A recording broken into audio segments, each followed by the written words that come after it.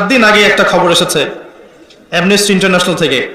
তারাই বলেছে, amnesty international মুসলিমদের নয়, এটা ওদেরই, পশ্চিমাদেরই।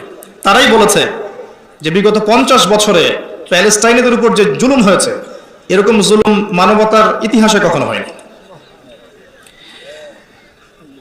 এটা ছিল না। আমি আপনাদেরকে স্মরণ করাই দেই যে মাসিহুদ দাজ্জালকে ফলো করবে জিউসরা, স্পষ্ট হাদিসে আছে।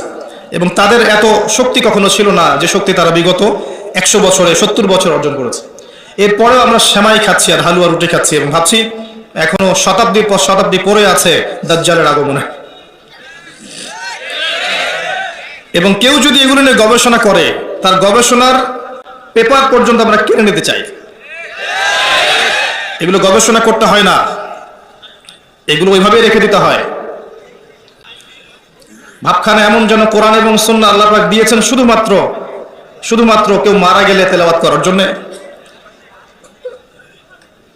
মিলাদ পড়ানোর জন্য, কিয়াম করানোর জন্য, কোরআনের আয়াত তাবিজ করে মাদুলিতে ভরে রাখার জন্য। আল্লাহ পাক কোরআনে বলেছেন, ওয়ালাকাদ সাররাফনা ফি হাযাল কুরআন লিন-নাস মিন কুল্লি মাসাল।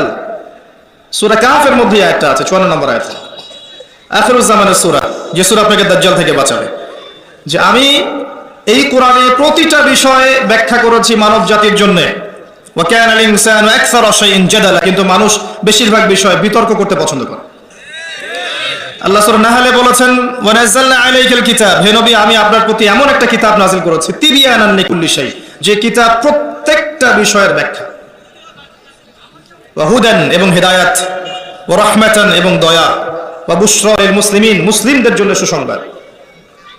আল্লাহর রাসূল সাল্লাল্লাহু আলাইহি ওয়াসাল্লাম মুসলিম শরীফের হাদিসে বলেছেন, ইন্নাল্লাহা ইয়ারফাউ বিহাযাল কিতাবি আকওয়ামান, আল্লাহ পাক এই কোরআনের মাধ্যমে বহু জাতিকে উন্নতি দেন, ওয়া ইয়াদউ বিহিল আখারিন, এবং অনেককে আল্লাহ পাক অপদস্থ করেন।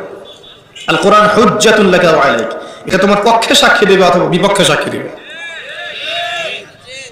সবকিছু কোরআন এবং হাদিসে আছে। এগুলোকে কেন্দ্র করে যদি আমরা ব্যাখ্যা, বিশ্লেষণ, গবেষণা না করি, তাহলে যুগ এবং জিজ্ঞাসার জবাব খুঁজে পাবো না। অবশ্যই গবেষণায় ভুল হতে পারে, ভুল হলে গবেষক শুধরে নেবেন।